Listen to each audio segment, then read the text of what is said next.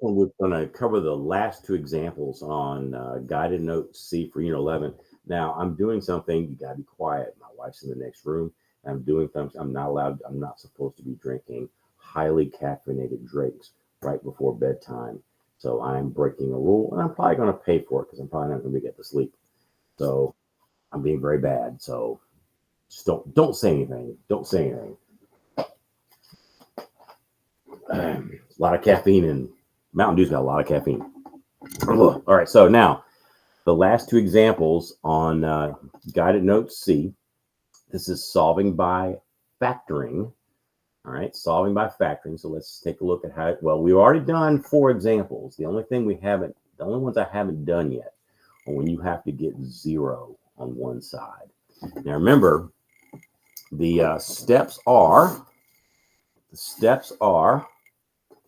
0, F, S, S. This is when you solve by factoring. Get 0, factor, separate, solve. Now, this example, we do not have 0 on one side. Now, you want to keep the x squared positive. So don't move the x squared over here. Move these two over to this side of the equation. Now, when you move those two, they're both going to become negative, and there are no like terms. X squared, 2x is going to become negative. 24 is going to become negative. Now I do have 0 on one side. If you'll notice, this is an easy trinomial. There's no GCF. This is an easy trinomial, so that's the x. Put the negative 24 up here. Put the negative 2 down here. Now, let's write down some numbers that multiply to 24. 2 and 12, is there any way that can come out to negative 2? Nope. 3 and 8, is there any way that can come out to? Nope. What about 4 and 6? Yes, you can.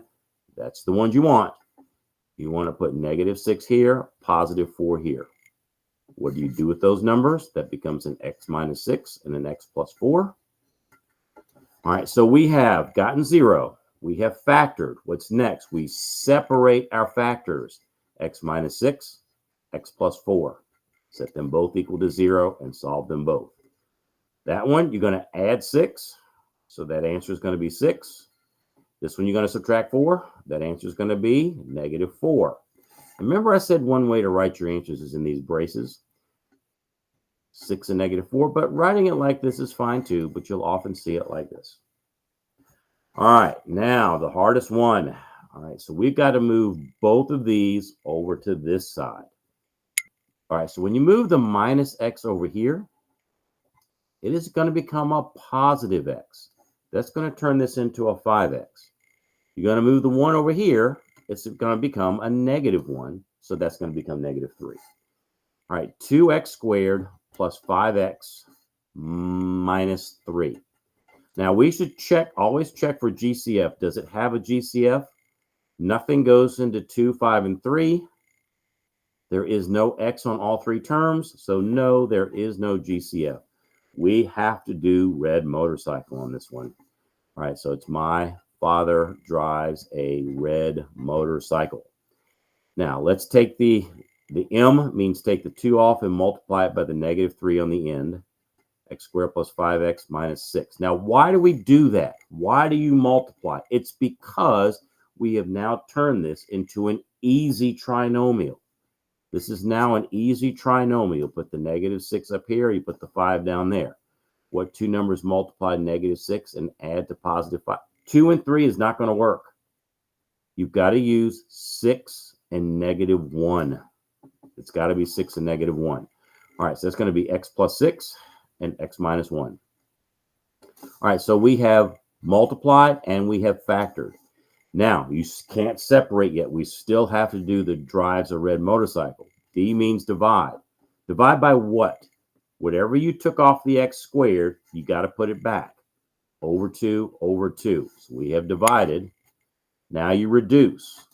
Do either one of these reduce? Yes, this one does. It's x plus 3. This one does not. So that's reduce. Now move means any denominators you have left, move back in front of the x. So this is what it now looks like. All right. Finally, we factored. So we factored. Now we separate. X plus 3 equals 0. and 2x minus 1 equals 0. I'm going to go ahead and write the answers down. You can fill in these steps yourself. X equals -3. This one's going to be x equals 1/2. You can write the answer in braces, just like that. All right, so that's all 6 examples.